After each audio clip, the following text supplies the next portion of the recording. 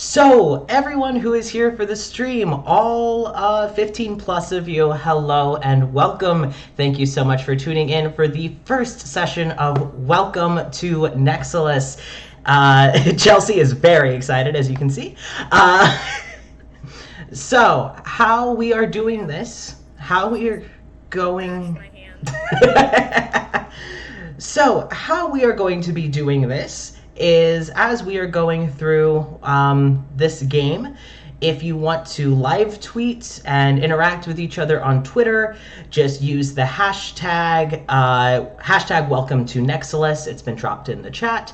So I would love to see everyone kind of giving their reactions. The chat is also open for you all. It is being currently moderated by Ashley, Cecil, and Vanessa. So thank you three very much. I greatly appreciate you all so that I can focus on wrangling these nerds. Yeah.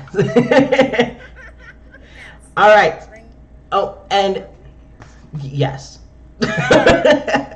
Except for you, obviously.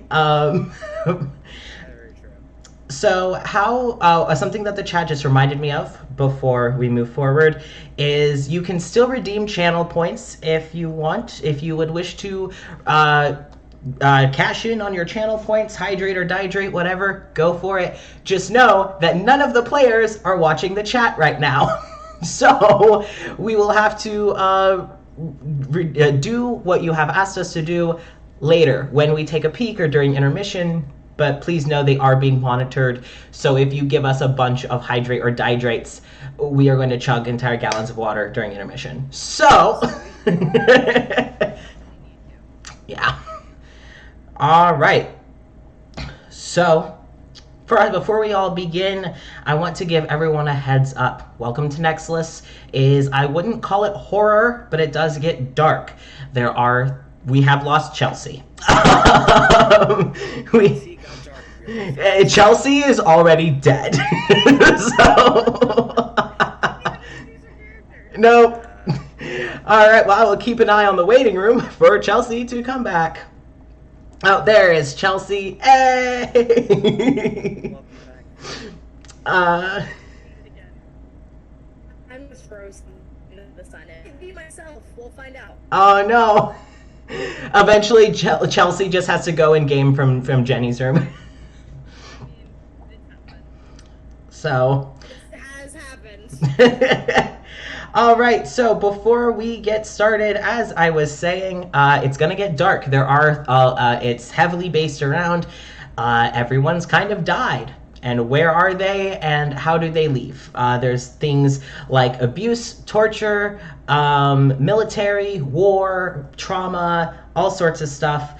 But we will keep giving content warnings, and most of them won't come up out of nowhere. There will be a little bit of build-up, so it's not going to just kind of randomly get super, super dark, unless they do a big goof, and then we'll see. We might. Yeah. There is a high chance that will happen. Chat says everyone but Cass needs to have volume up, by the way. I did that. I don't know if it's a good idea for me when we actually get in the game. All right. It should be loud. Can you wait a minute. Because I have my volume like all the way up right now. So. Yeah. In that case, is it through the Twitch settings? Audio is very quiet. Let me check. All right, well, now that everything's good, the chat says everything looks and sounds good, we all look and sound good, I think it's time for us to get started. So, all right, where we begin. You all have given me a bit about your character. All told me what your character was doing before they woke up. But we're not here about what happened before they woke up. We are here when you wake up. When you all wake up from whatever worlds you were running from, whatever secrets that you were trying to keep swallowed down. You all woke up on the ground on a gravel road and surrounded by fields and fog, and in the distance around you, you can see hazed trees. And if you follow the path down and you look, you see a town, a little town, with a wooden sign next to it that says, "Welcome to Nexilis." Now, all of you look around, and Chelsea and Jason, your characters see these two people that you do not recognize. You have never met each other. You have never seen this place, and you are all in a daze because your last moments were volatile. Your last moments were scary. So what we are going to do, after we get Chelsea back again, do we just want Chelsea to come game from your room? Probably. Let's do that. Maybe. Chelsea, I believe in you. Doo-dah, doo-dah. Next time that happens, do you want to come in here? Do you want to go into Jenny's room next time this happens, Chelsea? I mean, it doesn't matter. It'll happen no matter what. Hopefully that was the last time. Crossing but fingers. We'll find out what happens. So, what I'm going to have you guys do is you guys told me how your characters died. I want you guys, we're going to start with Jason, and then you're going to introduce your character, and then you're going to physically describe your character. So we're going to start with you, Jason.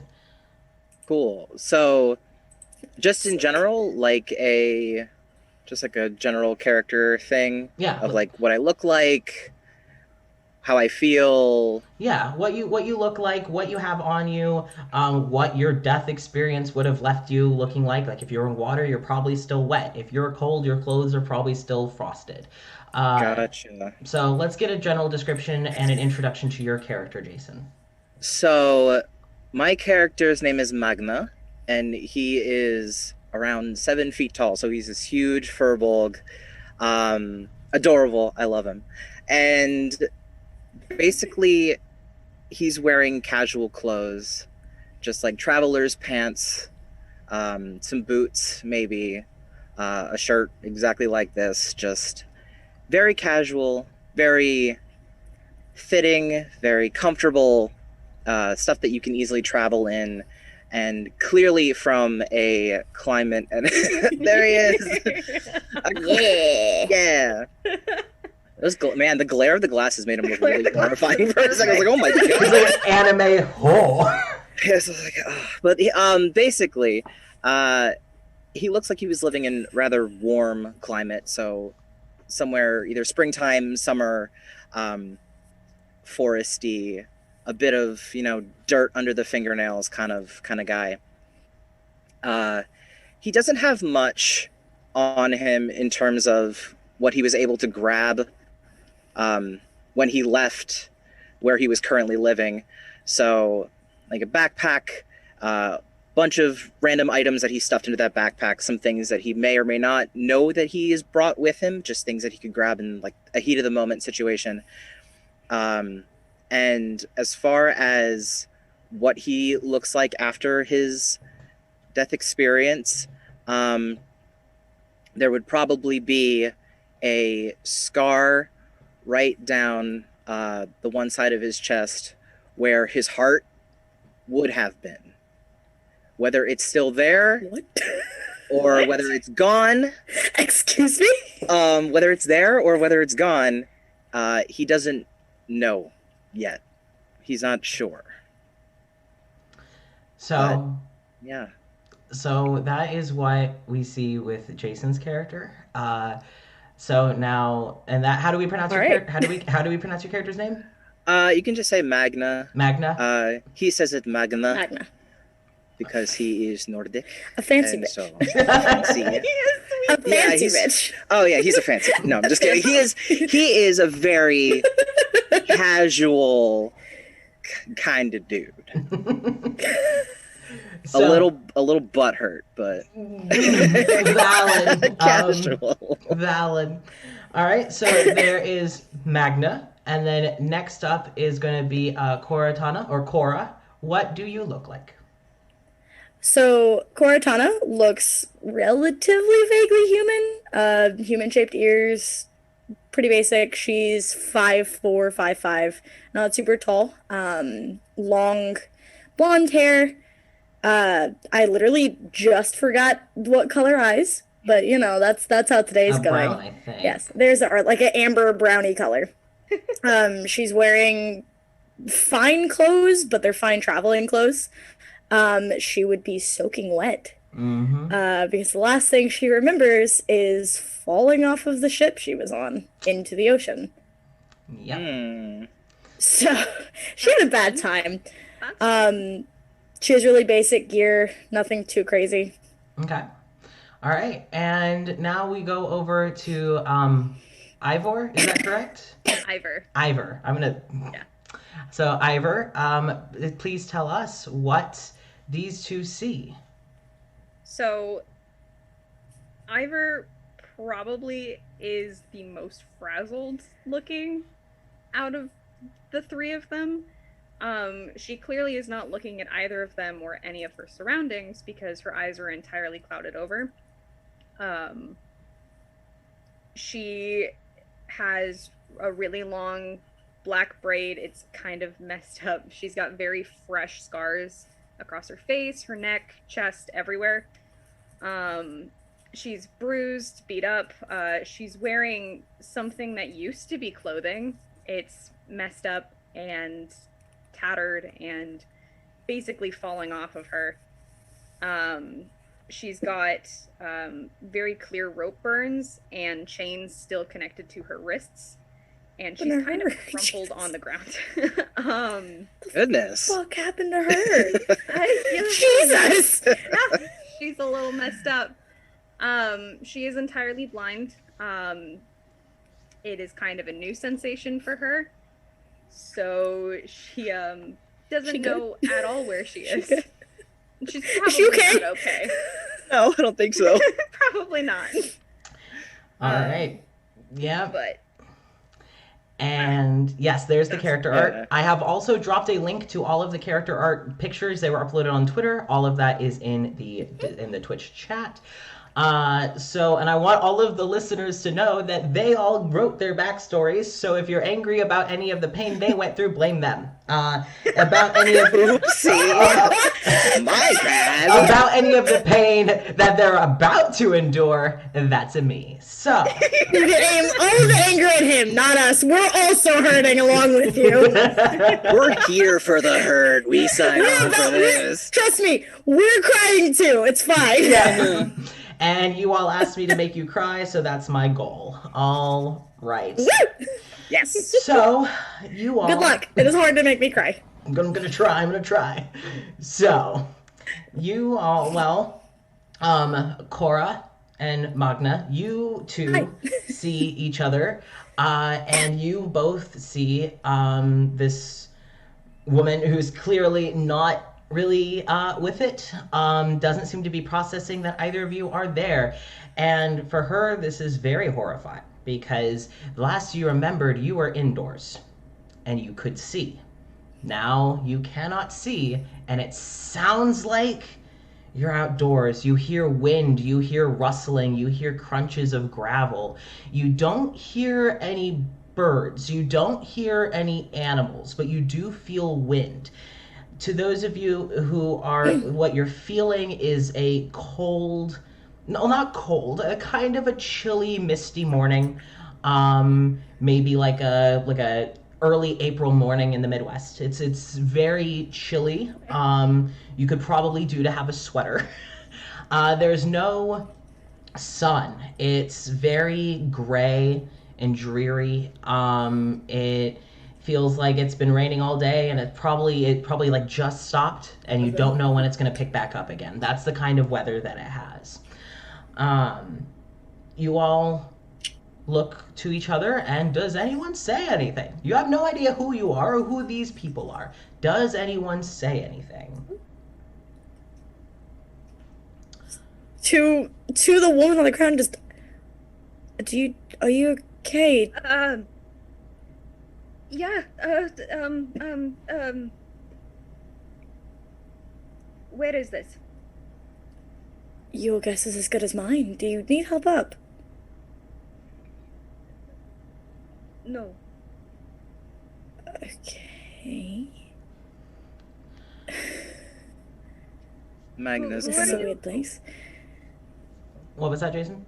Oh, I was gonna say, Magna kind of steps closer to alert the woman on the ground that gravel is being kind of shuffled, and he's gonna slowly kind of get down onto his knees and just kind of, "Are you okay?" Yeah, I'm okay. I'm fine. Thank you.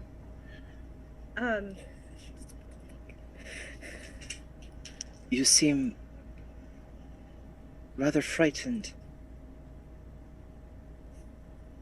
No. I'm fine. I just, she's gonna try to stand up.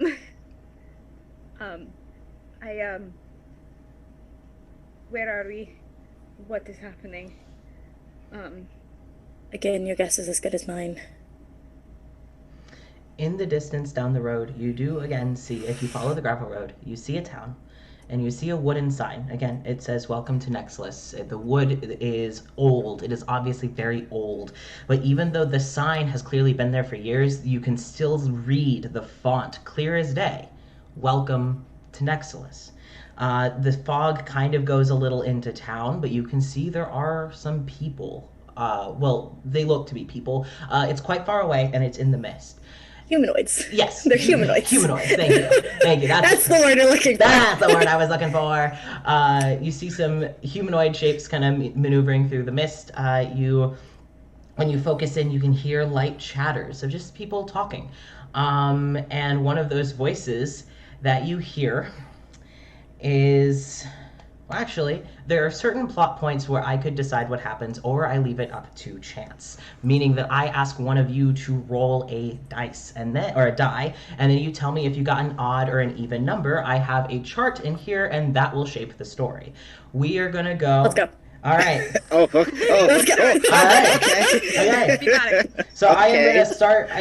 How we're going to do this is by alphabetical order of character name, and we're just going to circle through. So we're going to start with Ivor. Ivor, if you could please roll a d20 and tell me if you get an even or an odd.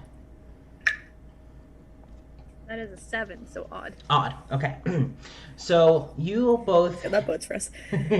You all end up hearing a voice call out to you. A very okay, coming. Hold on. And you look up and see through the mist comes a human man. He has short brown hair pulled back, kind of like mine, in like a nubby little ponytail. He has a red handkerchief around his neck and kind of a loose long sleeve kind of worker's blouse that ties up in the front. He has a sling that's holding his arm, his left arm in place, and he's wearing well-worn pants and some very well-worked-in work boots. And behind him is another humanoid figure, except you all see them. Well, you all perceive them differently. The smell that this person gives off is one of your favorite smells. The way that this person talks, their voice is a voice that you like hearing. The way that you perceive their face, their features are very calming. It's very much catered to what you would aesthetically look at in a person. But they are very much kind of hiding uncomfortably behind the human man that came and called out to you all. So the human man trailed behind this androgynous humanoid behind them. The human kind of comes over and is like, oh, and he kind of takes you all in. Hi, we haven't gotten 3 people at once in a long time. Hi, I'm Wallace. I can help you all into town. This is my boyfriend, Larkin, and he gestures to the kind of androgynous figure behind him, who is kind of ducked a little further, as if like just not wanting to make eye contact with you all. Very, very shy. And Wallace kind of gestures to you all. It's like, are you all good to walk? Can you walk just a little bit? My inn is right at the entrance of town. You said gotten. What do you mean by gotten? Well, okay, so normally people come here. Normally people come into town one at a time. We've had a couple of 2 people. We haven't had 3 people at once come since the Dwyers. That is the only time that we've had 3 people arrive at once. Okay. Did you all come from the same place? No. No. Oh, that is a first. No idea. That is a first. Normally people who get here together, well, they were together before they got brought here. So this is not good. Okay. All right. Well, you know what? You're here. We're going to make the most of it.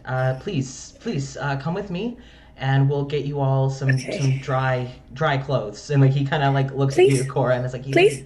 Yeah. So he gestures for you all to follow him. And he's like, what are all your names? What should I call you? Just Cora is fine. Cora.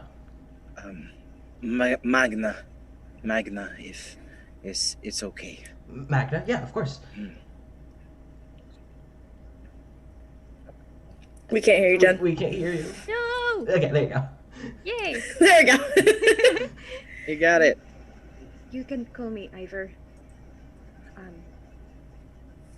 So, where is this? And, where is it in, I don't remember.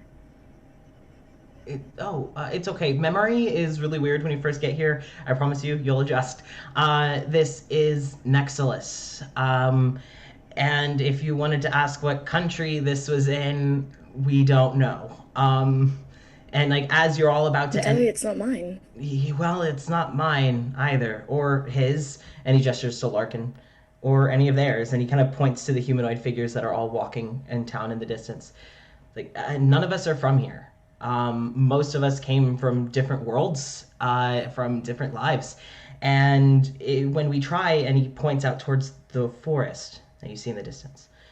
If you go out into the woods and keep walking, you get further and further and further into the forest, and then eventually you wrap back around, back into town, just on the other side.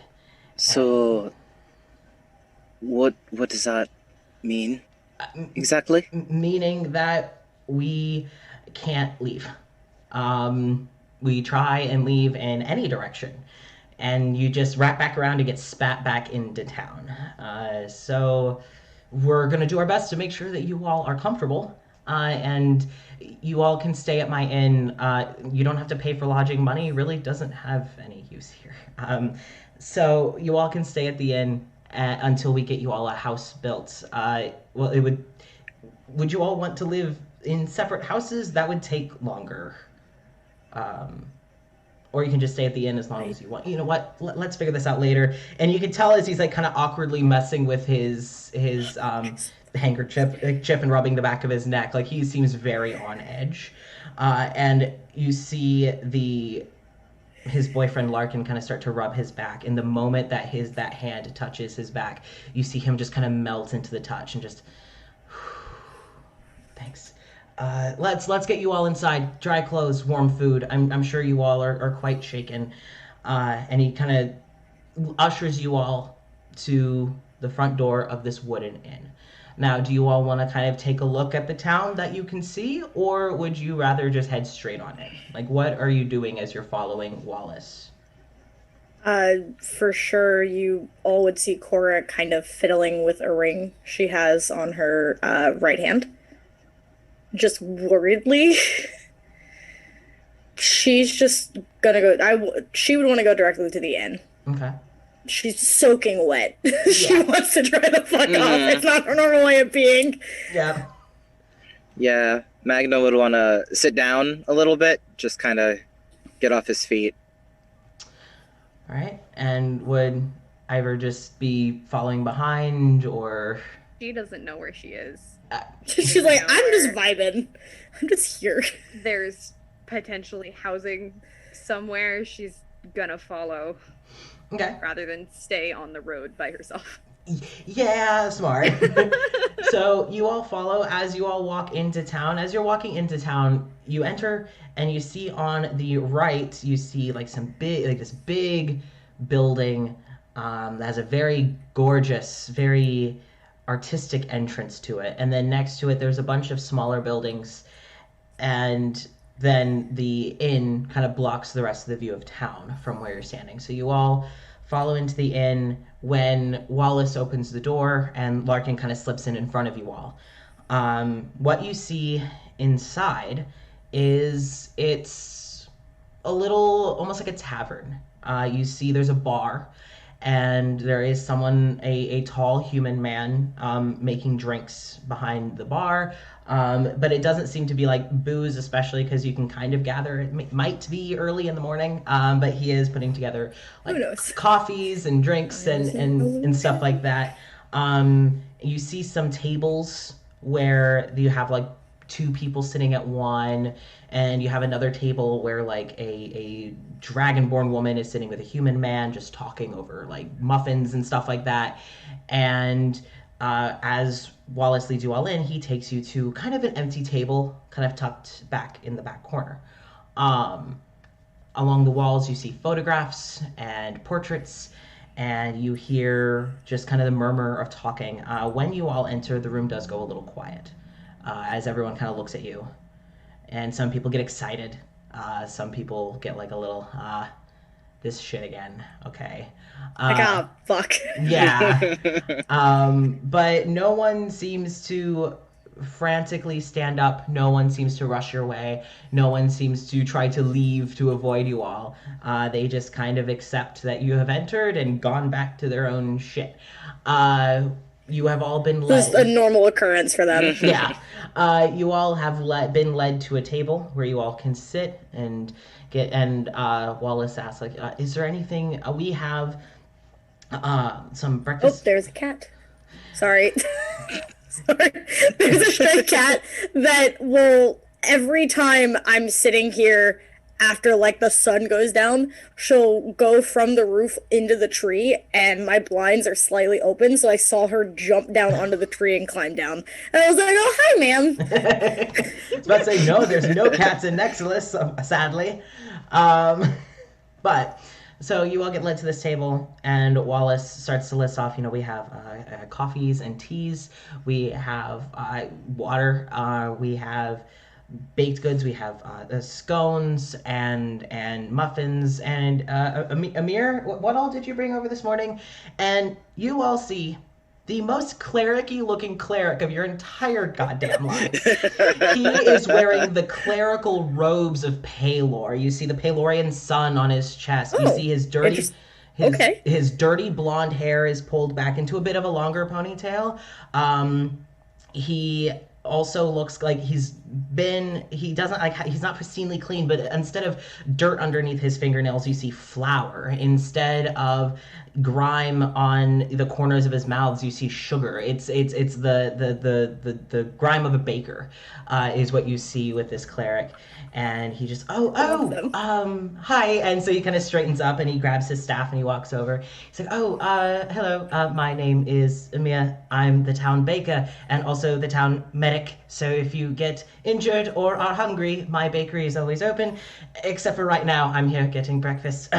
His face goes a little red as he realizes he's rambled. It's like, I have all sorts of things. Well, what all do you like? And he looks at you all and then immediately looks to Ivor first. And his eyes lock on Ivor. And he kind of walks over and he's like, excuse me, madam, what do you like to eat?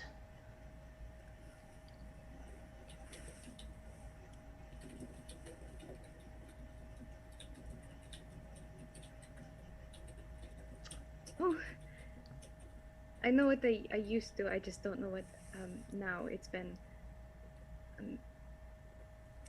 pastries. I like pastries. Sweet or savory? Either. Okay, all right. Does anyone else have any requests? I have fruit scones, I have meat pies, I have muffins with berries, pretty much any standard cookie. Whatever your favorite is, I guess. Oh, all right. How does a raspberry tart sound then? Sounds perfect, thank you. Excellent. And you, sir? Just fruit is fine. All right, fruit. So what I need everyone to do is I need everyone to make a, hold on, what's the check? Is it time? No, well. Is it time to roll? Yes, it is going to be time to roll. I need you all to roll what is it? I need everyone to roll a charisma saving throw. Oh. Poo. Poo this. I will say, while we're doing this, Cora's posture is like perfect the entire time that she's walking, talking, doing anything. She is sitting perfectly, standing perfectly. And if she wasn't wet, you have a feeling that not a single bit of hair would be out of place if she wasn't soaking wet. That's a 12, Casper. 12? Okay. I'm not good at this. Okay. 17. 17? 8. 8. What you all and you all feel this. 17 didn't win. Great. No. You all feel a semblance of bliss. You were all terrified, but now you are all feeling tranquil.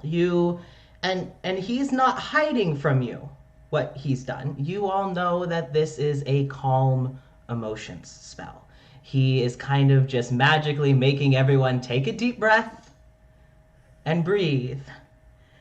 What fucking level is this bitch? Jesus Christ. Before he just walks back to where you assume the kitchen is.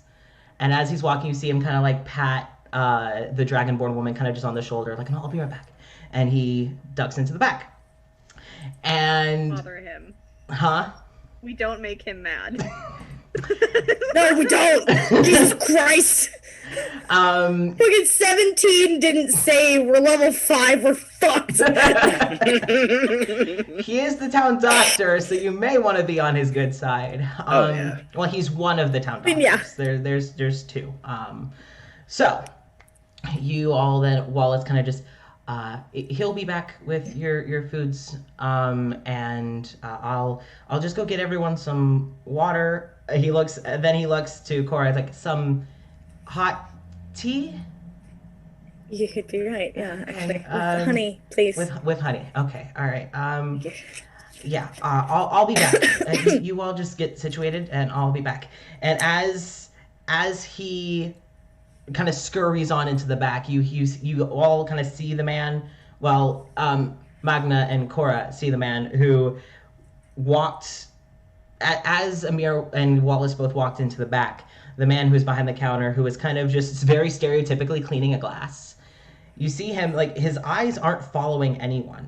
His eyes are kind of just going kind of like straight ahead of him.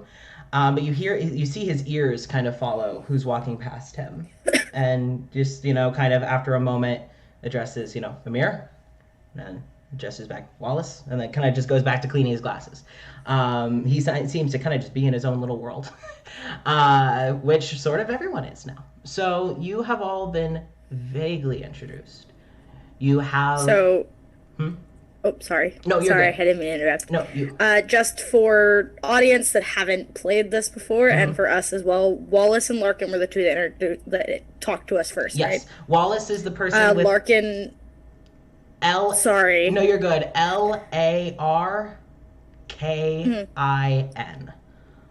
And Larkin was the one that we all perceived in a way that was amicable towards us? Yes. Okay. And then Amir is the baker, and we don't know the barkeep's name yet. Right. Yeah, Amir was the baker. I just wanted to specify. Yes. Spot on. So I am an aggressive note taker. This is my role in every D&D game, so I'm just clarifying as we go. Good. All right. So, what your options are now? You all could talk to each other. You all could get to know each other. There are also other people in the tavern. There was the Dragonborn woman that was with the baker, there is another table that has 2 people at it, and there's also walls of portraits and pictures and paintings. You could go talk to the barkeep. You have options. So, what do you all do? Sorry, give me 1 second. I'm writing this. Oh. Kenny also finishes writing notes. Jason is a moron and forgot to bring paper. I'll send you the notes. Amazing. I bought this notebook for Jar of Rebuke editing, so I was like, this is perfect. I can just throw it into there. Yeah. Because I take notes as I edit. So I brought a pencil.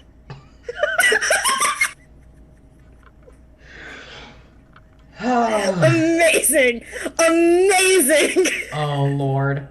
Just Okay. write it on your desk. It'll be fine. Oh, God. There's a piece of fabric on my desk, so that's gonna be kind of That's like a hard. you problem. You know, Try it is harder a me then. problem. It's a me problem. It's a really big me problem. Oh my gosh. Damn it. Oops. So now that notes have been written and Jason has been thoroughly heckled, Yeah. what do your characters? You gotta do it. Yeah, we had to do it to him. What do you all do? I'm so sorry. We're just gotta cop up some of that seawater. Yeah. In character. Yeah. Just Amazing. still drowning. Character. So Ivor's just going to sit where she is, mostly because she was promised food, and it seems like she might not have eaten in a while. Yeah. What happened to you? God damn it. That was a lot. There was a lot.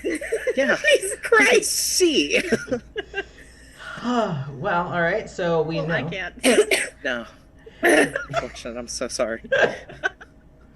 So we know what Ivor is doing. What are Magna and Cora doing? Oh my god, ow. So more than likely, she's just kind of watching the crowd, Okay. trying to figure out, like, sorry. I looked at the chat. Sorry, that threw me off. Just trying to glean as much information off of just watching people, because that's a lot of what she does. So just kind of inspecting the room, kind of watching how people interact, waiting for the tea, stuff like that. Not super anything super hard right now. She's just looking around. Okay.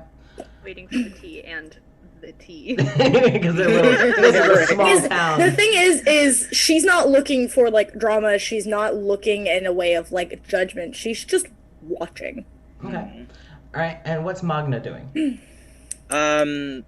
He's going to like just casually lean forward and just address the 2 at the table. Just, would either of you like some kind of blanket or towel or something to just put on? I don't. These situations can be really.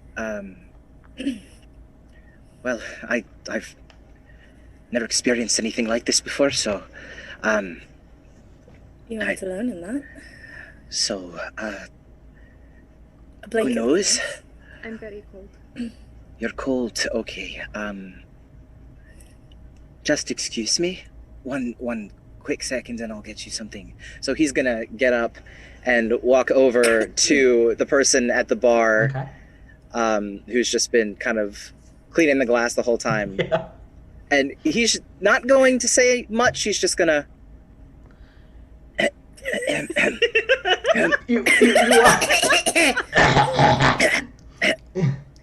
You He's never done that before, so.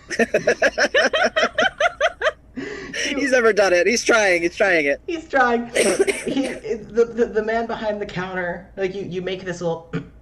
And he kind of just turns his head up and he looks at you, but he's kind of like looking through you a little bit. He's like, "Can I help you?"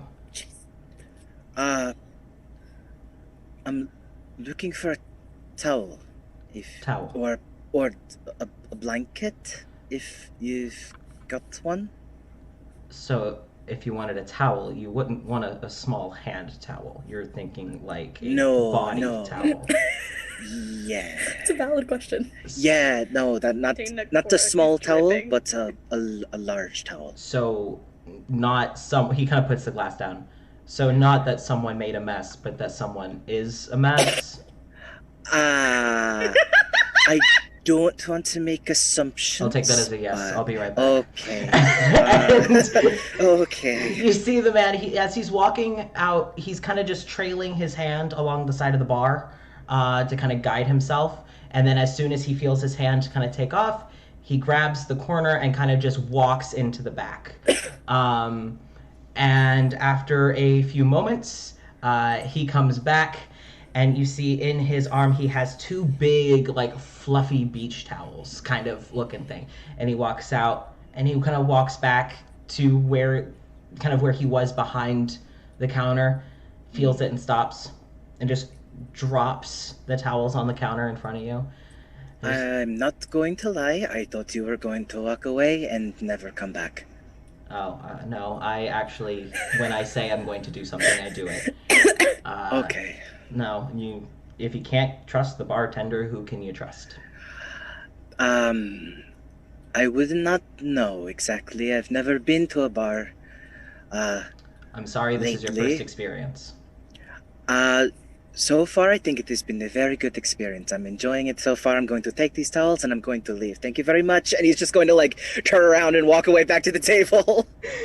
And the guy just, all right, and grabs another cup. And starts it looks like he's more just trying to keep himself busy. Like he's more trying to look busy than to be busy. He's kind of just trying to look like he's doing something so that people leave him alone. Don't talk to me. I don't want to exist. I'm here because I have to be, not because I want to be. Do not. I'm here to pay my rent. Do not perceive me. Wilson is laughing at, so I'm gonna take these and Walk away. So he's coming back to the table. He's just kind of, if a 7-foot-tall furball could kind of scurry back to the table without looking like he was going to frighten everyone in the room, then I guess that's the best way of putting it. But he's going to come back to the table, hurriedly kind of bumble his way back onto the table. And he's going to knock into a table. Yeah, just maybe knock into another table on the way past. Just like, is it just a maybe like, oh, I'm so sorry. I'm so sorry. Is it a table that someone is at? I would hope not. But I think if there was nobody at the table, he'd still hit it and apologize to the table. Yeah. He'd probably hit it and be like, sorry, just keep going and just be like, just keep walking past the table, sit down. He feels flushed. He feels embarrassed.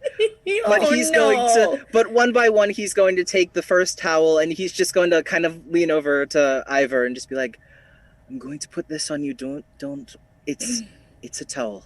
It's okay. And he's just going to like gently put the towel on her shoulders. And then he's going to do the same over with Cora and just like, but I mean, she can see him coming, so it's not like he's gonna. Yeah, don't worry, it's fine. Bitch can see. Yeah, and he's gonna sit down and just not say anything. Like that was a very stressful situation. He managed to do it, and he is okay. And he sits back down, and he just. I love him. Oh, okay. Thank you. I appreciate you doing that. That was very sweet. Now I feel like I should have gotten one for myself, but I didn't. But now I can't get up because I just went over there and I can't do it again. I just sat Do you down and... Do you want a towel? No, I think that's okay. Do you want a blanket? No, I think if I asked for something else, I'd just get into more trouble. So I'm just going I wasn't saying for you to go up there to get it. Do you want a blanket or a towel? No, it's perfectly okay. You look like you need yours more than I do. Really quick, can I interject with the fact that I am getting major Eugenia Doubtfire vibes?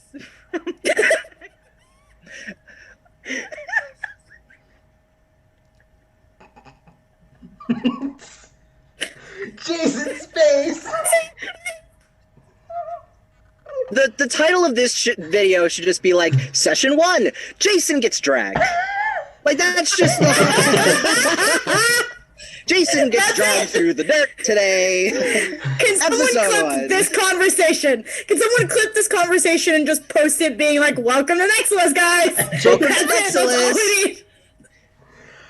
Oh, okay. Jason gets dragged. Jason gets dragged. There we go. Honestly, the problem is as Jason's talking, the first thing that came to mind is when Jason started talking, I was like, oh, there's a character that's really gonna like his voice.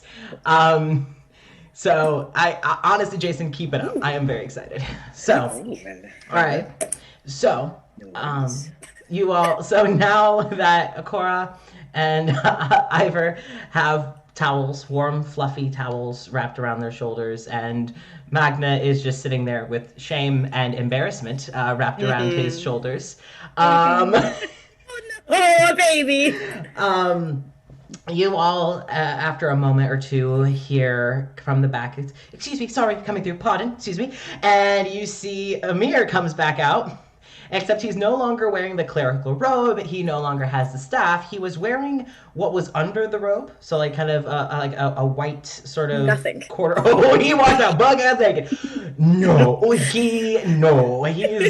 What a first trip to a bar this is. Dinner and a show. Awesome. Oh God, no. If anyone in Nexilis was to walk into a room naked, I cannot emphasize how Amir would be the last to do that. I cannot. Fine. There's a handful of other NPCs though that just they don't need an excuse to be naked. So Amir comes back out, but he's wearing kind of like a quarter length sleeve tan shirt and some kind of, again, these pants that look covered with flour, as if he's mindlessly like wiped flour off on his pants before. And he has an apron, like a very lacy floral apron that like you imagine it would be on like on a housewife on the front of a cookbook, except he's wearing it. He's just delighted as he's carrying one tray of tea. He's just having a great time. One tray of tea and a plate of various baked goods per your requests. And he's kind of sliding around people, and he kind of gives a nod to the gentleman behind the bar, Dimitri, hello. And Dimitri just, and goes back to what he was doing. I'm busy, fuck off. And Amir puts the trays down, and he's like, okay, all right, here's your, Wallace told me that you all wanted some drinks, and he kind of passes out everyone's drinks, and then he puts the plate of pastries down, and he just kind of like, okay, you all take all the time that you need. Wallace and Larkin are getting your rooms set up so that you all will have a place to sleep tonight. I do need to go back to my little hut of sorts. I need to be there in case of a medical emergency. But I would absolutely love if you all could come by. I'll get you all set up with some sweets to keep in your lodging. I never want anyone to go hungry. I would fail my job as the baker if anyone went hungry on my watch. So I will be back, but take care. And he kind of like does like a little, and you all feel that kind of weight that had been kind of keeping you grounded from total freak out, it slowly waves off, but in a palatable way, in a way that like you're like, okay, all right, I was dealing with these emotions, okay, we're going to deal with them. And Amir just, repression isn't healthy, and then he walks away. The fucker was the one that repressed it, and I was like, I fucked up. Shit. Sorry. I wasn't a little itty bitty spook. Y'all went through some stuff, so maybe I should just take that off. It's not your problem right now. It's like, just breathe first, please. Thank you. That's so nice. Thank you. So Amir walks away. Again, as he walks back, he kind of gives Dimitri a wave and like a verbal recognition. And Dimitri, again, just, hello. It just goes back to his stuff. And like, Amir does not seem fazed. Just, so you now have these pastries in front of you and these drinks, some hot teas and some waters. Again, you now have, two of you are bundled up in towels, and one of you is not. And embarrassment is keeping him warm. Yeah, the rush of emotion is just warming me up. It's fine. So keeping you warm with the shavement embarrassment. And all right, so basically, you still have like the same people kind of around you, same setting, and you now have each other, and you realize that you all will be staying and sleeping in this inn together. It sounded like multiple rooms, so but you all will kind of be uh, kind of grouped together because you all came at the same time. So either you all can take some time to get to know each other. You could go explore the tavern. You could try and figure out who else is here. You have full reign of what your characters want to do at the tavern. You're kind of being given your space right now. Got it.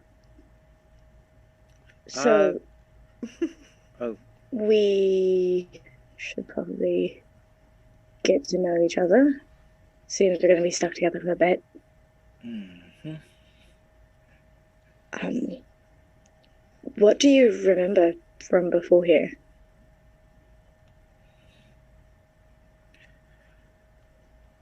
Too much. I'd have to agree. I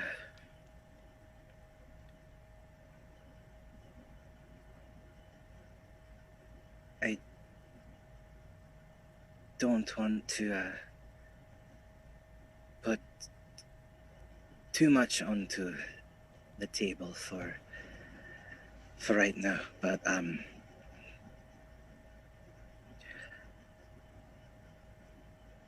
I don't think I've got much to go back to anymore. So I feel that meeting all of you is probably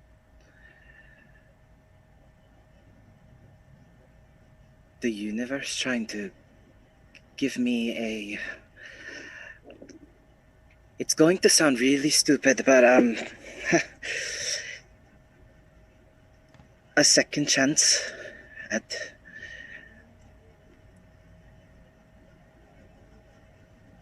making meaningful relationships. If you think that it is stupid, then don't worry about you don't have to think of me as anything like a friend or anything like that. But you backpedal a lot, don't you? Well, listen. I don't. I've only really known one person really closely. And now I'm getting into it. I'm getting right into it. And I just said that I wasn't going to do that, but I'm doing it anyway. You don't have to. God, fucking sorry. Don't let me. The accent is so similar to one of my other character accents, and my brain was like, go into it. And I was like, no. I getcha. I would prefer if you kept talking so I don't have to. Oh. Well, I can if... Well, I've already started, so it might be best if I just keep going. Well, anyway, I just...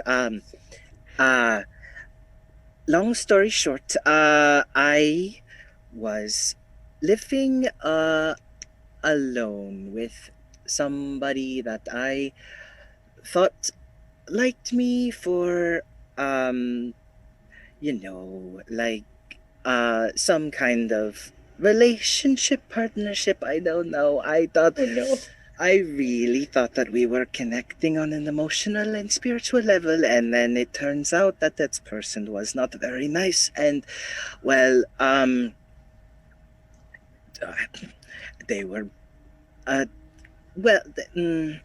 how do I put this nicely? They killed a lot of people, and I was not going to be the first, and I was probably not going to be the last.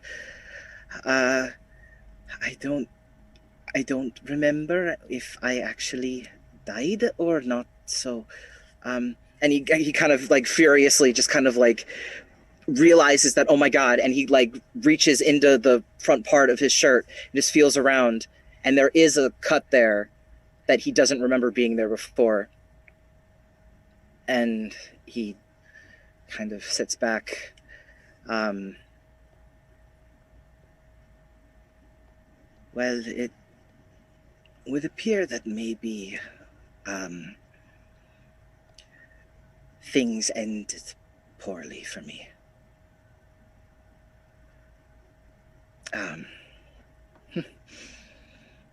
I thought I'd get away. I thought I could outrun, but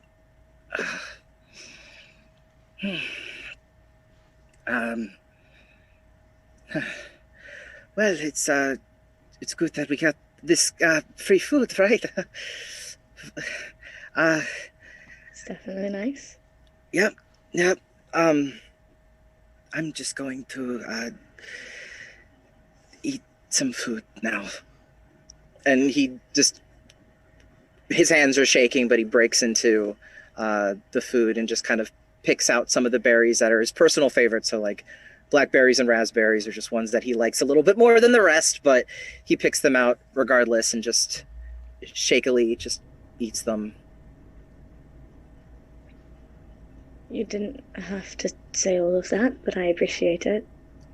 I didn't mean to ask an incredibly prying question so early. No. I'm trying to understand what happened. No, I think why we're here. This has been the only time that I've ever gotten to get that out of my system. So, Okay. A journey of 1,000 miles begins with a single step, they say. I will take that as my first step. And I suppose I'm glad I was able to help you take that first step, I suppose. I'm glad that there is someone to listen, so that really means a lot. I'm curious if the rest of the people here met in the end of some kind. I know the last thing I remembered was part of a boat. I was sailing to find something, answer a question. I don't really know, but I left and I was sailing and a storm came or something attacked. I don't entirely remember. I don't know if anyone else died.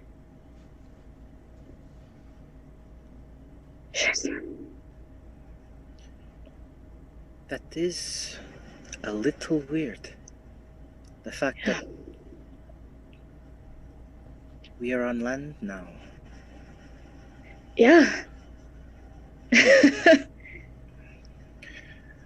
There's a lot of very weird things. Mm-hmm.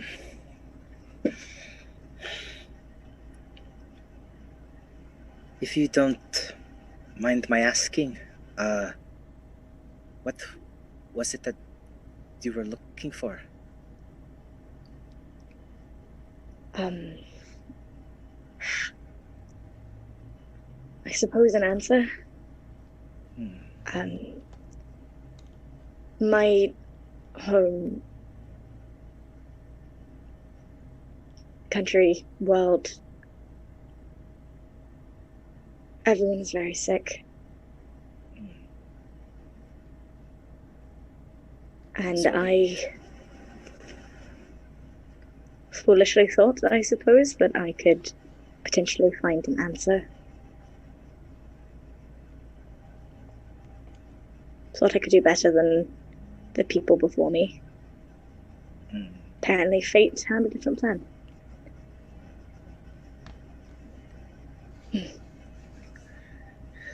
Well, if it helps any, then I hope that you find your answer somewhere. If it's here or somewhere out in the world, then... And then he kind of like reaches for his glass and just kind of probably water, but he kind of cheers a little bit. And takes a sip. Half-hearted, like, this isn't a happy moment, but like, yeah. Yeah, he's also never been to a bar. He doesn't know. He doesn't understand anything. He doesn't know what is appropriate to, raise a glass to or not, but... This is important. This is pertinent. Cheers. Yeah, exactly. Exactly. Oh. Also, I do want to throw in a content warning that probably should be in the content warnings. This character is based off of something that I was writing based off of what was happening with the real world of COVID and illnesses. So that is something that should probably be added in. I didn't even think about it till just now, but that is important. Okay. It's going to reflect her shit. A little bit is going to reflect how we actually are dealing with shit right now. So, yeah. All right, we'll get that added in. Thankfully, if nothing else, we're here in Nexilis, but that is part of your character backstory. So, all right. Yeah, it's a massive part of it. So, all right. Unless Ivor chimes in, does Ivor remain quiet? Probably would. Okay. Partially because she doesn't share a lot, and partially because she is currently stuffing her face full of food. She is so hungry. Right, so valid. As Ivor is eating, and there's kind of a lull in conversation between Magna and Cora. You like a little awkward, like cheers. You all hear the front door. It doesn't fly open. There's no crash, but it is a very enthusiastic opening of the front door. And in walks in stark contrast to almost everything else that you have seen, this this person with high energy comes in. And not only are they high energy, but they are full of color. You see their skin is dark, but with a warmth to it. Like that makes you feel like you're sitting next to a simmering fire, just warm enough to keep you toasty, but it's not overwhelming. You see freckles across their face that actually are multicolored, like colored glitter just across their face. Their hair is in tight curls, and it's this deep reddish magenta sort of color that bounces with every step they take. You see long pointed ears, and their clothing is very flowy, as if it has been made to dance in. They are made to move, and they move with a fluid energy. And as they throw open the door, you just hear in a voice that sounds like bells, "We have new people here!" And like their eyes, these bright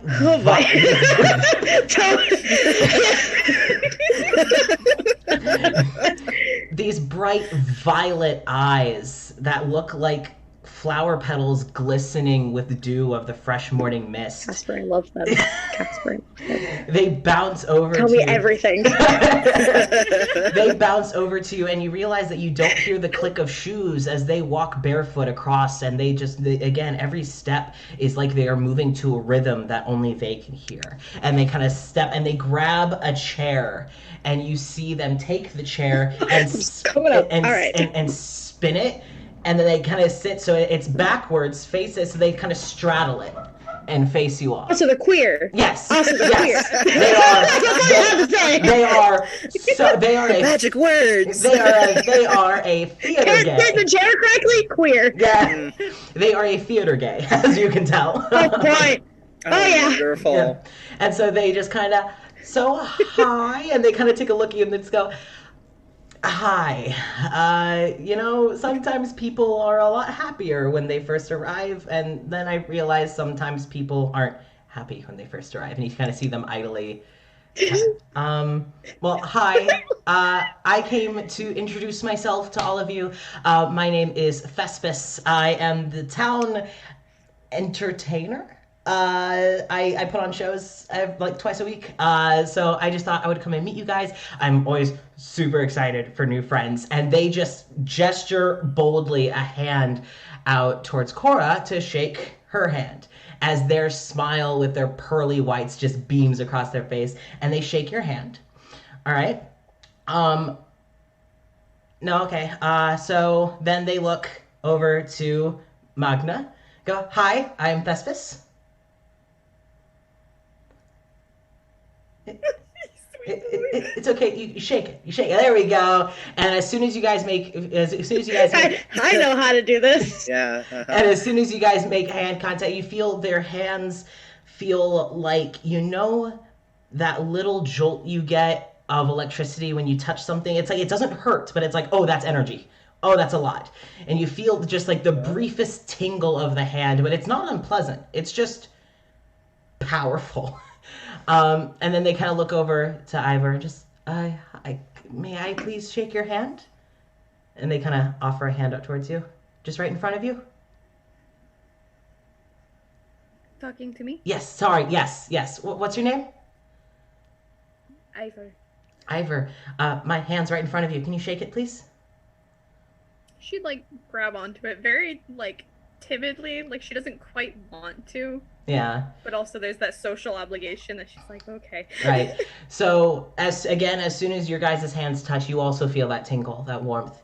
And the second that they shake all of your hands, you see them, they went from, okay, hi. You just see them kind of, so, thank you guys. Yes. Did Cora feel that? Yes, sorry, Cora. Okay, so you didn't. You moved on. No, I know. Yes, I am terribly sorry. Oops. Yes, all three of you felt that kind of tingle. Again, it's not unpleasant, but it was odd. But you guys don't feel. You don't feel hazy. You don't feel different mentally. It's not like with a mirror where you could feel that kind of shutdown. It just wasn't a weird handshake. But so Fast was like, all right, I know that you all are wrapping up your food, but I'm kind of here as your tour guide today. I gotta go get a few things from the back, but I wanted to be the one to show you guys around. There's not a lot to show, but I feel it's very important for you to be walked through, and everyone here's kind of busy or about to go on shift, so I thought that I could, I don't have any obligations till this evening, so if you don't mind, I would love to show you all around. It'd be very pleasant. I'd appreciate it. And you they kind of bounce and clap in their seat, yeah, okay, all right. So, and they stand back up, and with a flourish, you see them almost as if it has been reversed. You see them flip the chair back to where it was and go, I will be right back. I'm gonna go grab a few things. I'll be right back. Don't go anywhere. And they kind of, with a skip in their step. And you see them kind of drift around the bar as if they had gotten too much speed and they had to hop on one foot to kind of reorient themselves. And then... Tokyo Drift. Then, instead of a Tokyo Drift, it's a Thespis Drift. Thespis has then... Oh my god. Disappeared, yes. So... If anyone wants to try and make a roll based on if they might recognize what that tingle could have been. Wizard? Yes. Probably the wizard, yeah. I would have no idea. Divination wizard, roll with advantage, Arcana. If it's psionic, I might know, but if it's not psionic, I don't know. That was cocked. Hold on. Okay, so the first one was better. 16 plus... 16 so plus... 22 plus 1, 23. Okay, yeah, 16 plus Jesus anything, Christ. you got it. What you feel, and you The are... only person who has a chance to save from anything.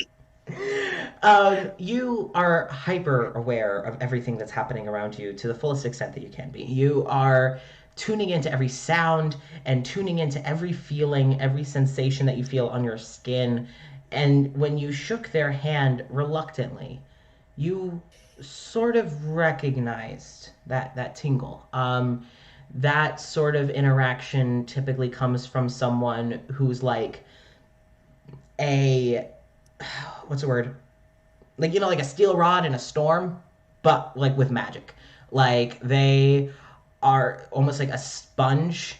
You can tell that this person just exudes this raw magic. It's almost like a very powerful cleric but more straight to the source.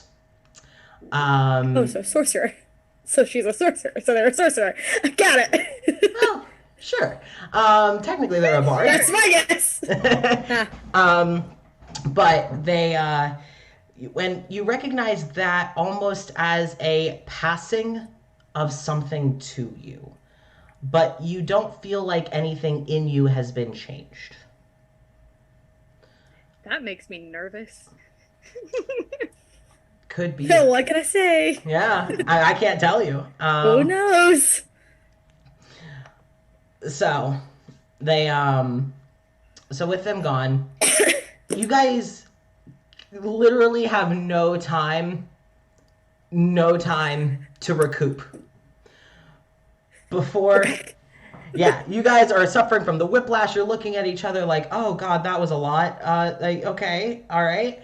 Also, I do want to remind you, you guys know you can always roll insight on people, right? Yeah. Okay, good. Because I had to literally remind my players last time, hey, insight exists. You can. I'm gonna be honest. I forgot up until this point, and I've been playing D&D for so long. I'm gonna be honest. I have a +0 to my insight, so Okay. It's not gonna be beneficial, probably, but I can certainly try. I'm never gonna force anyone to make any rolls, and I realized that sounded a little presumptuous of me, but I was like, I just want to put that out there. So I will say, even though it is incredibly overwhelming, Cora doesn't really seem overwhelmed at all. Okay. She's had a very pleasant expression, same good posture, nothing really like. She seems to be taking everything in stride and just kind of, all right, what's next? Yeah. Right, and before you could even recover from the recoil that is the storm of energy that is Thespis, the door opens again, but much calmer, much softer. The door is opened with a sense of grace, as in walks a human woman, pale like porcelain, blonde hair pulled back with slight curls, almost like curling irons had been used to curl around her neck and over her shoulders. She is wearing a very light pastel, flowy, kind of like a tea time dress, and white flats. Well, not flats. They're white, slight wedge heels, with, pantyhose, and she has like, her nails are perfectly manicured with a little gold band around her ring. She has a little pearl necklace, and you also see that she has like a necklace of like a red string, but it's kind of like tucked under her dress. So it's like a little bit more of a personal, close to her heart sort of thing. And she walks in and kind of looks around, and you see her kind of wave to some people. And she immediately just, hello, hello. And then immediately walks towards you guys. But she comes over much calmer. Her steps, you can hear them, but they come with like a grace, something that you, Cora, would definitely recognize as very elegant. And this is very trained elegance. Her head is high, her chin is up, her back is straight. She walks, you could... Very similar to how Cora walks and sits, yeah. You could imagine books stacked perfectly on her head, and just as she walks, just held with a stillness, and she approaches the table. It's like, hello, I am so sorry. I try and greet everyone at the entrance, but I am terribly sorry. My name is Meredith. I am the wife of the mayor here, so I make it my habit to come and introduce myself to everyone. And I've heard that you all had quite an interesting tumble into our little neck of the woods, huh? Sure. I don't quite know what you would consider interesting. Well, you all didn't come together, right? No. All right, that's what I heard word of. Well, it's certainly very interesting. We don't normally get more than one person at once, outside of a blue moon, and certainly not. We were told, yes. And certainly not multiple people from more than one place at once. But either way, the more the merrier. So I like to believe it makes you a little less lonely. But I'm so sorry. My manners. And then Meredith reaches a hand out to you. Cora. She shakes her hand. I want you to roll Fucking. Constitution with advantage. Okay. Oh no. Or wisdom. No. Wisdom. Sorry, wisdom. Yes. Wisdom? Wisdom. Funnily enough, I normally have advantage on wisdom, so... So we're gonna fight 19. the mayor and his wife. 19? Okay. 19. All right. You feel a little... It just feels That's the weird. best that die has ever rolled for me. the handshake... You're good. Not Claudia. Meredith kind of just pulls her hand back and, oh, it's a pleasure to meet you. And Meredith reaches out to Magna. He's a little more sure this time with the handshake. I also need you to roll the wisdom. Yes. Yes. Before you do that, what were you trying to do there?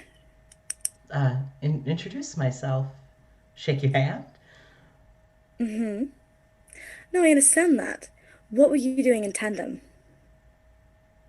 Introducing myself. I don't quite get understand what you're getting at. She is going to use her... So, Cora is a very particular race from Eberron. She has something called a mind link response. And she is going to use this on her. It is, to use this ability, the creature must be able to see you and must be within 50 feet. And in her mind, what were you trying to cast? So is this just... What magic were you using? It's just her. She's the only one that can hear it. What were you trying to use? You see her pull her hand back from Magna. There's they were just about to touch fingertips. And then Meredith pulls her hand back. And she responds... I'll let you keep your face. She responds... But tell me what you were trying to do. She responds in her head. It's my job to keep the town safe. I just have to check and make sure I'm able to do that. I'm sure you understand. She'll pull away. Okay. And she does not trust that shit! Meredith then goes back for Magna, but before that she can even reach her hand out, you hear this bumbling energy just radiate through the back as Thespis comes back out. Thespis comes back out with like a bag of goodies, like some baked goods, and they're like, okay, hi, Meredith, if I had known you would be here, I would have gotten extra, but I didn't, so I'm sorry I can't give you any. But I actually was about to take them on a tour, a whistle-stop tour of Nexilis, so if you could excuse me, pretty please. And they kind of just brush past Meredith and almost like a shepherd kind of try and usher you guys. It's like, all right, we're going to go walk around town before it gets dark. You know how it is. It gets dark so quickly around here. And you hear Dimitri go, it's 10 in the morning. It gets so dark so quickly around here. We got to go now. As Thespis then kind of gestures to usher you, and then they go over to Ivor and just like, do you want to take my arm and come with me? As they kind of like extend out their arm. Sorry. I'm looking at the chat. Sorry. I am not watching the chat, so I have no idea. Chelsea, stop looking at the chat. I'm going to continue doing it. Okay. You don't have to.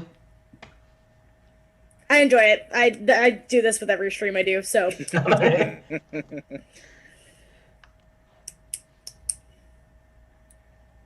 I can't hear you. Okay. Yes. Make sure I don't trip. It's all good. And really quick, how tall is Ivor? She is 5'7". Okay, so Thespis is like maybe an inch shorter than Ivor.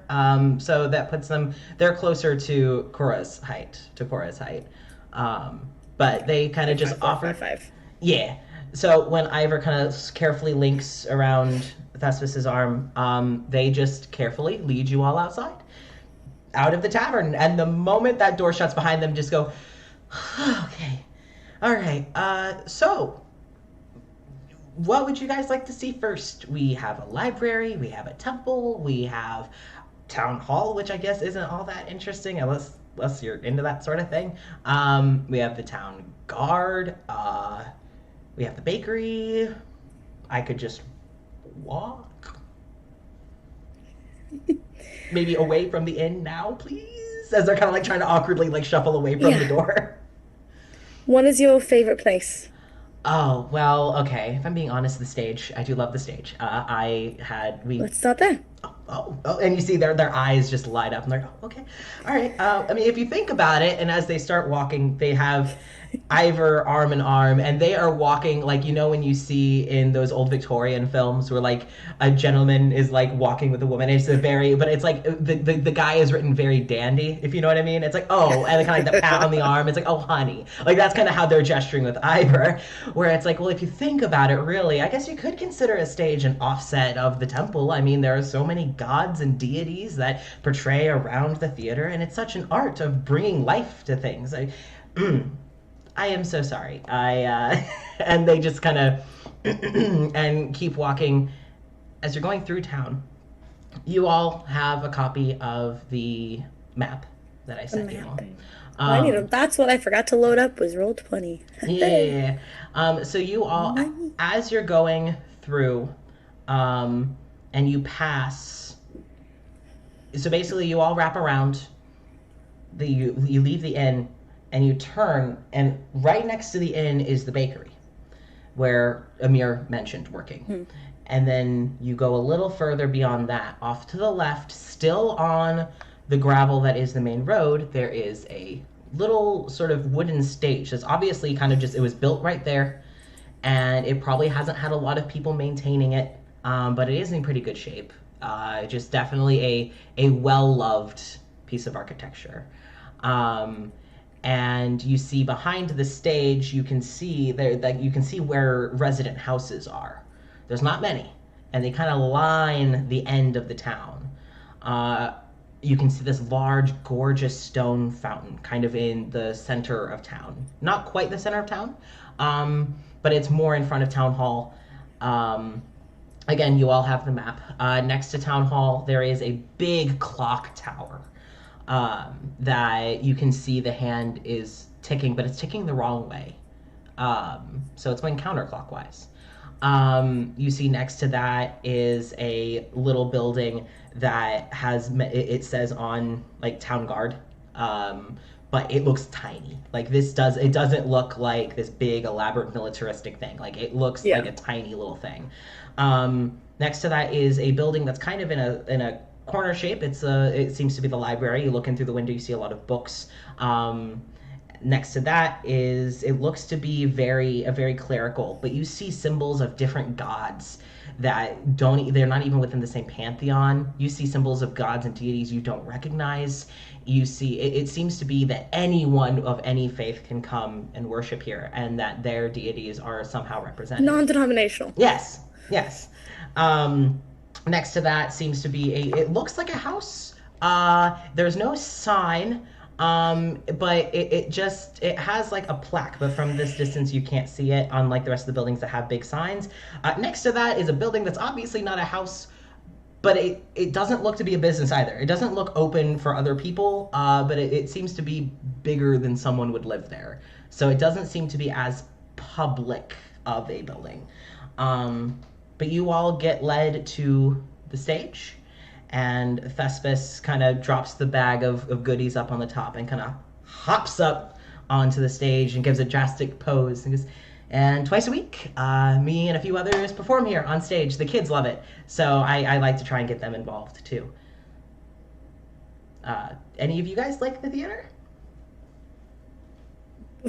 When she says kids, that's the first time that Cora's face kind of changes. Yeah. It goes from this very pleasant to just a very slight, just kind of brow furrow. Yeah. Because it just occurred to her that kids are also here. Yep, there are kids here. At least in regards to what Thespis said. I used to. Oh. Yeah. Are you okay?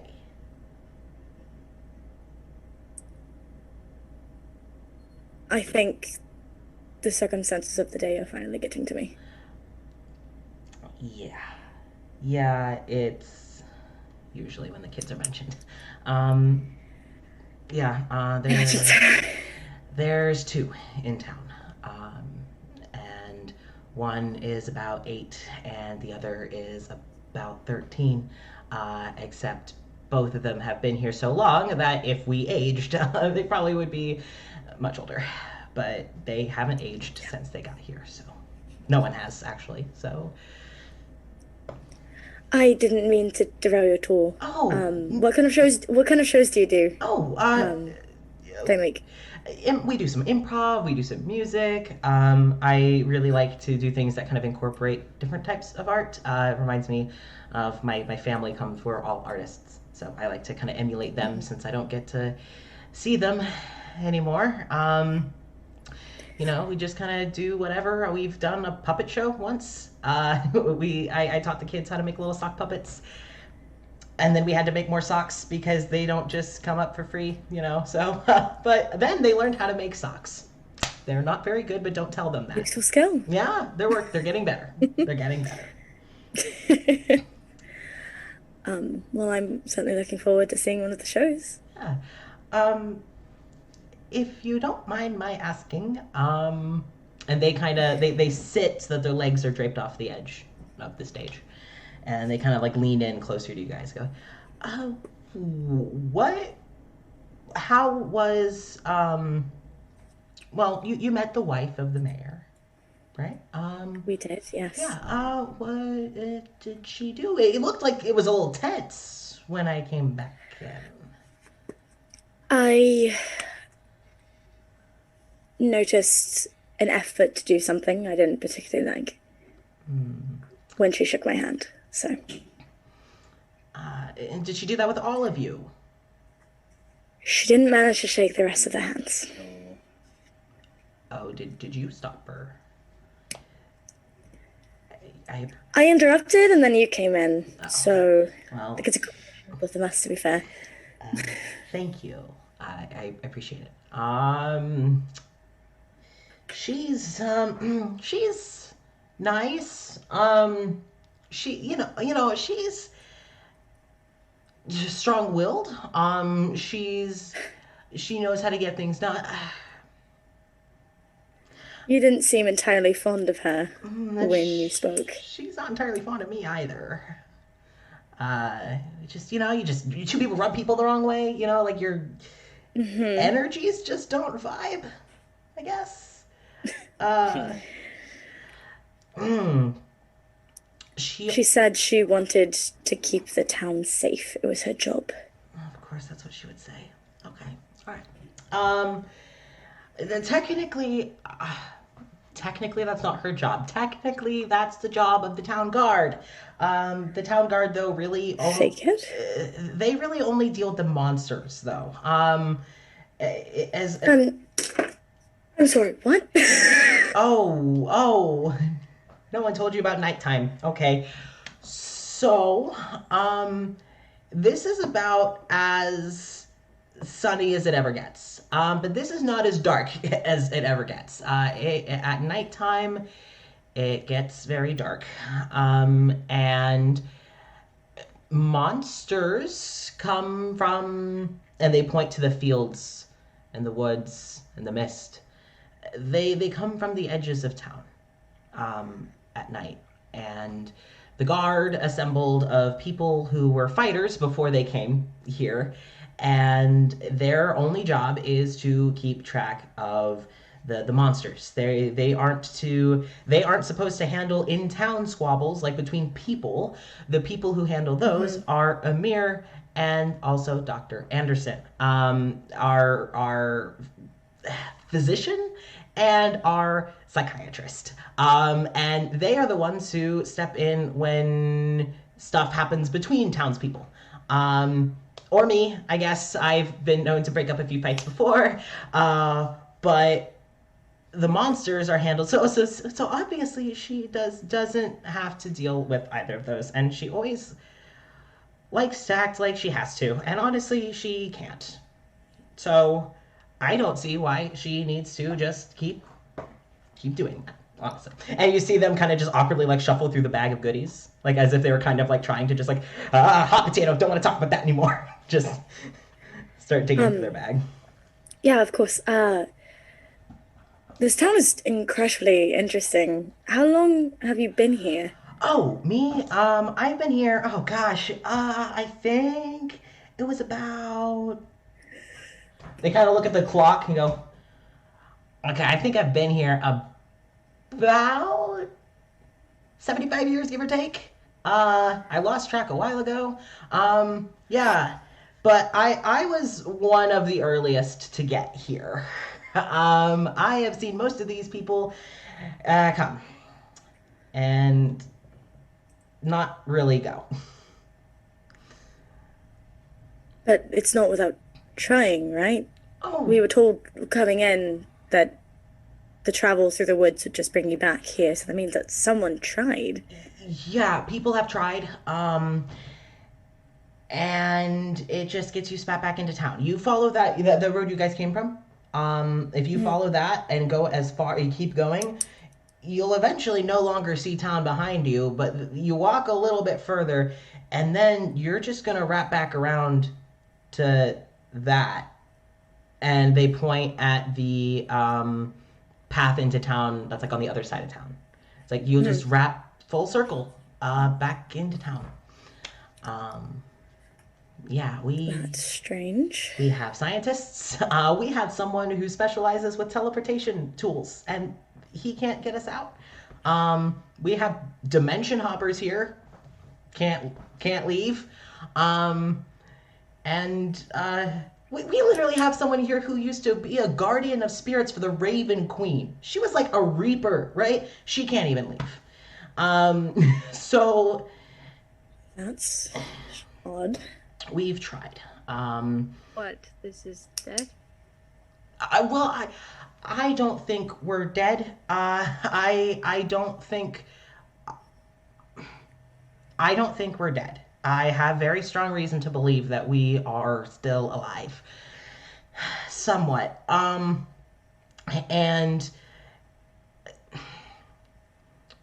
everyone who came here did come, at least as far as I know, from a near-death experience, or death experience, meaning that they don't understand how they survived it.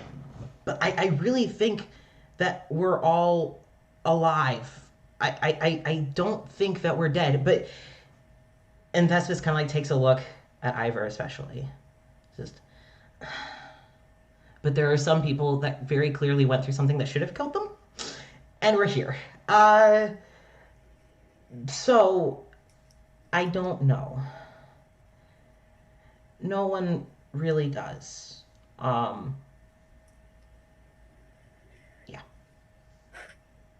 Well, we might as well make the best of the time we have here, Yeah. however long that may be.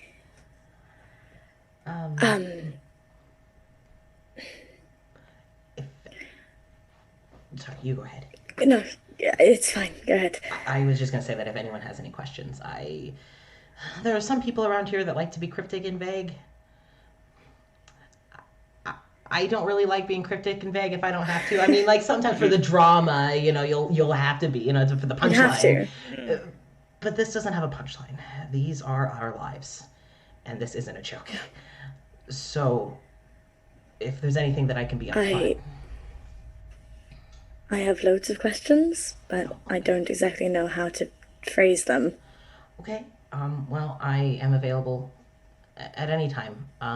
You can just find me. I'm pretty easy to find, and they kind of like gesture with like the bright colored hair and like it's like I kind of stand out. Kind of intentional. So if you need anything, also there are some other people who I would suggest talking to, and there's some other people that I would suggest maybe waiting to talk to. Okay. Some people just don't open up that quickly. That's fair.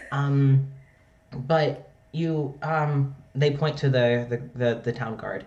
The head of the guard is the Dwyer twins. They're a brother and sister. They run the guard together for the most part. They were security detail before, and they were bodyguards before they came here. So they kind of just took up the mantle of continuing to be guards. Naturally so. Yeah, they are open. Points to the bakery. That's where Amir and his wife Birin work and live. They are both very sweet. They are both healers of to some extent, typically through magic or through food. So if you need a little pick me up, um, there's no one that's really mean. There are a few people that are kind of mean. There's like this short human guy. Okay, he's not short. He's they kind of gesture between themselves and Cora. It's like he's kind of our height. Slicked back hair, bright green eyes. Kind of an asshole. Um, he's cool, interesting, but kind of an asshole. You met the wife of the mayor. The mayor is also kind of imposing. So just be careful. There's also a scientist, they point at the lab, with green hair. I promise you he's not as bad as he seems. He kind of just opens his mouth and things come out. But I promise you he's got a good heart. Just doesn't like letting people in. I'm sure that, yeah. But for the most part, most people are nice. Just avoid short dude with slicked back hair, really tall dude with slicked back hair, and if she's walking with a purpose, there is a woman with very short blonde hair who typically wears brown leather. If she is walking with a purpose, walk away. If she seems... Is her hair slicked back as well? Oh, no, it's short and curly. No. But Okay. yeah. She's not mean. She's just intense, and it took me a while to learn how to read her, but she's great. Especially if you catch her with her little brother. If you catch her with her little brother, she'll be sweet as pie, mostly because she doesn't want to be mean around her brother. But yeah, is there anything else that I can help you with besides pointing you to the nice people to start at? Can I ask a question? Of course, and I will do my best to provide an answer. I've already seemed to make a slight enemy in Meredith. I'd like to know what to expect moving forward. Meredith is... Well, as someone who's kind of been on her bad side for 75 years, it'll be okay. It's not pleasant, but passive aggression, she might keep an eye on you, but don't worry. I'm used to that. Yeah, well, you're not alone. And I know that we just met, but you have me, and there are other people. Oh, also Dimitri. I know you guys met him. He's the barkeep. He kind of has a hobby of making people as uncomfortable as he can just because he knows he can do it, but he's actually a really nice guy. He just, like, again. Oh. Smokey! It's Smokey! The fire alarm went off! Our vents suck! Oh no!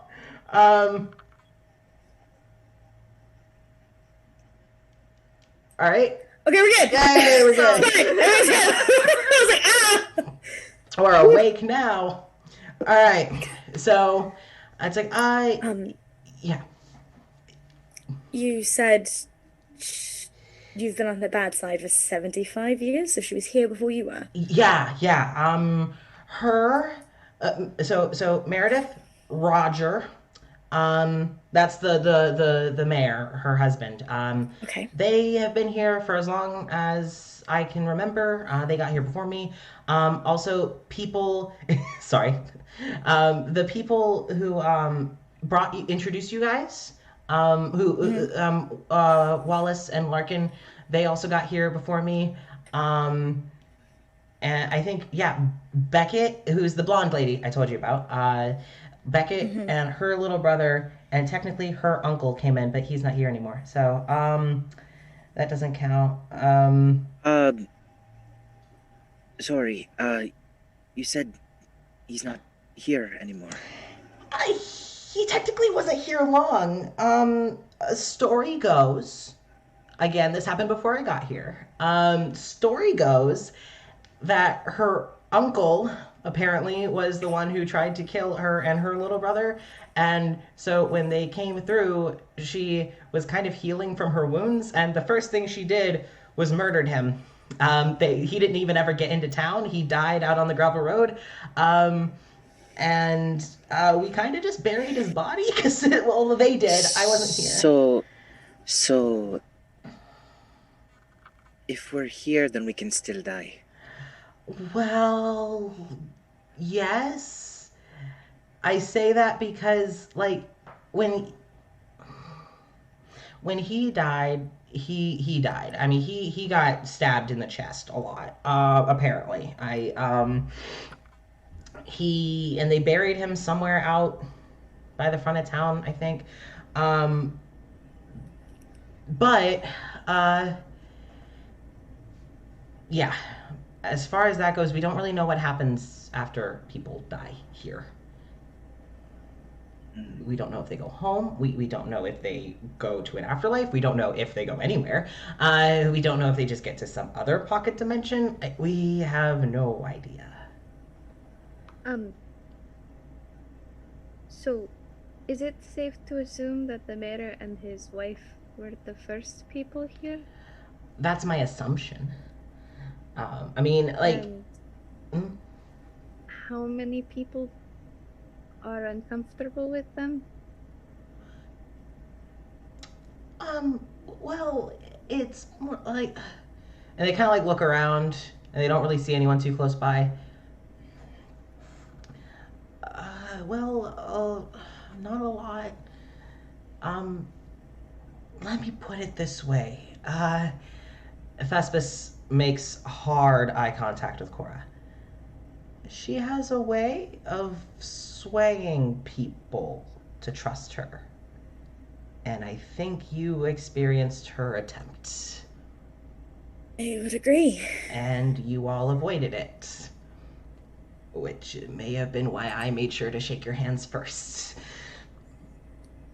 Can I roll an insight check on Thespis looking around before they said that? Yes, of course. I want to know if it was out of fear of repercussion, if it was just curious glance to make sure Meredith wasn't around. Okay, go for it. That would be an 8, so probably nothing. Thespis just seems a little uncomfortable. She seemed uncomfortable the whole time. Yeah, like, so whenever it comes to Meredith, they seem uncomfortable. It's like, Didn't get more information. So, This might sound like I'm being a bit paranoid, so forgive me. Is there any chance that maybe she and her husband are the reason why everyone's here? I mean, no, that's a good question. They kind of give like another look around. Well, it's a theory. It's still a working theory. We don't have proof, but we don't really know what this is. We don't know if this is some like pocket dimension that we've all kind of been like accidentally sucked into. We don't know if we were pulled into this. We don't know if this is like a prison of some kind. We don't know. And we have so many different types of people, like different denominations, so this can't exactly be like a religious afterlife thing, unless we were all just wrong. But I have it under good authority that this is not some sort of religious afterlife thing. We don't know. I'm so sorry. I will be right back. Give me one. We could actually take our intermission now if we want. It's gonna take like a second. I just need to ask a roommate to fix something really quick that's picking up. Go for it. Okay. So in about... I can still hear. Okay, cool. In about 10 minutes, we will have our intermission at 10:30. Since we started about 8:30, we've been playing for about 2 hours. We will just have a little 10-minute intermission for us to like stretch our legs, get drinks, pause the video for the YouTube upload. But all right, so since Chelsea can still hear, in response to Ivor's question, I don't really know, and no one does. But that is a really good question, one I would love the answer to. I'm going to be honest. I don't think that this is some sort of portal that we were sucked into, or something along those lines, considering the last thing that I remember is blacking out in some sort of cellar.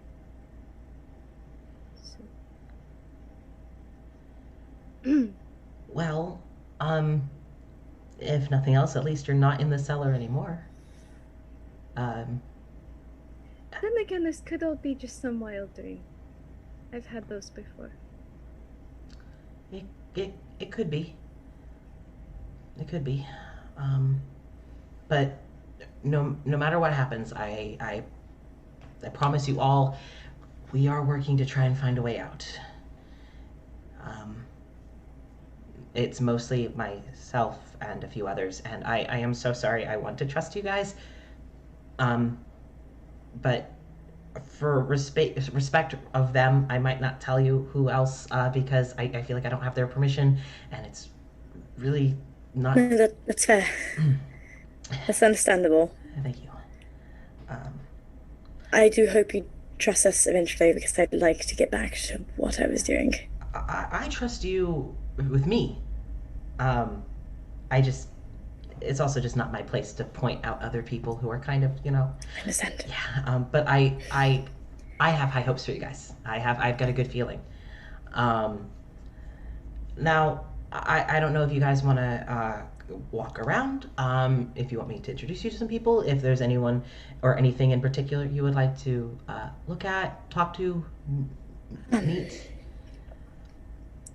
Introductions might be good. How does that sound to you two?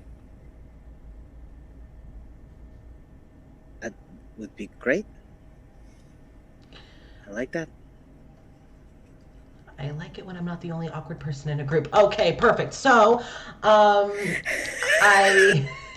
Jesus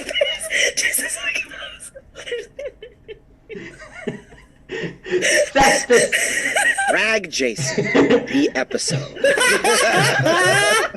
Well, to be fair, Jason, your character is also not the only one being incredibly awkward right now. Thespis is... I mean, you make a valid point. Thespis is dragging all You're y'all. wrong. You're not wrong. All y'all getting dragged. But with Thespis, with no exact regard or acknowledgement of the comment that they just said, just continues on. Just moves on. Yeah. It's like, so I gave you guys a good starting list, but honestly, anywhere is great.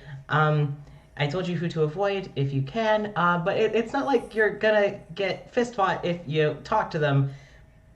Not automatically, anyway. But you know, people get Not reassuring. it's mostly that they're bored. He's boredom anyway.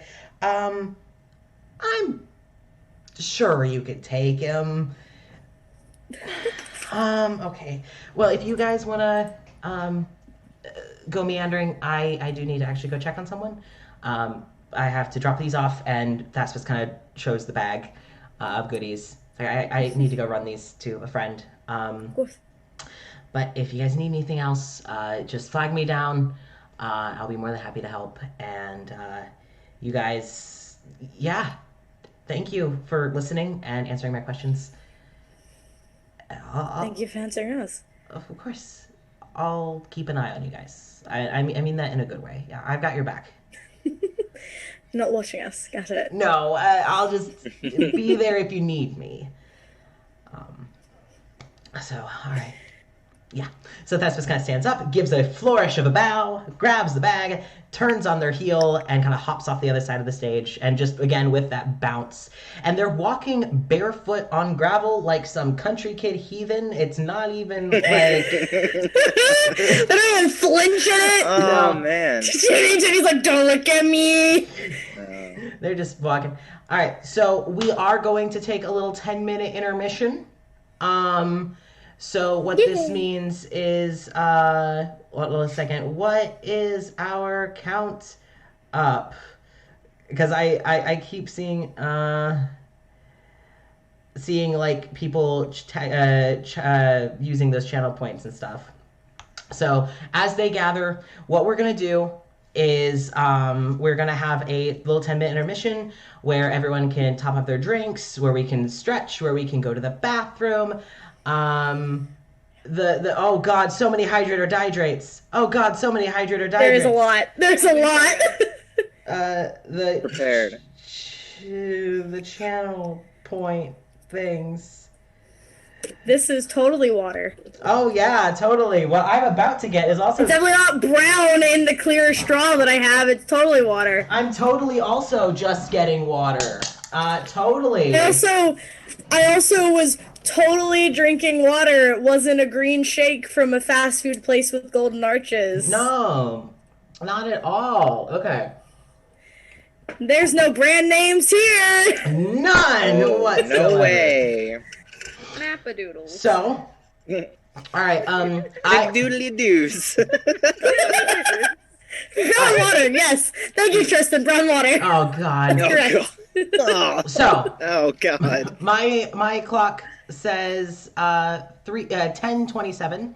If I could get everyone back at about 2 after the half hour, so like 10:32. I am going to get all of our count up so that we can top that off before we go to our break. But we are now going to go into our intermission. So let me. Wee. Well, don't even look at what the hell was that? What was that, Jason? The water said it had to be water. Yeah. We had to expect it with a Zoom call full of voice actors. Like, we have to have some weird noise. Yeah. Aha.